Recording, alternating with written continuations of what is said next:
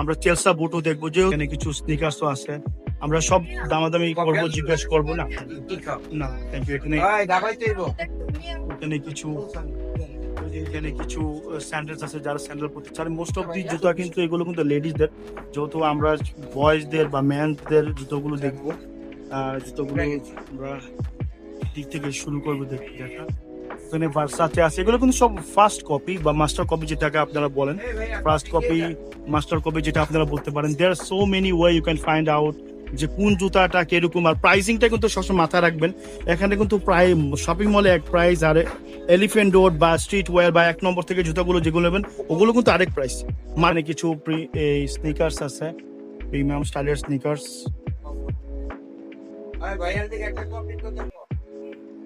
Premium স্টাইলের sneakers এখানে কিছু নিউ ব্যালেন্সের কিছু জুতো আছে।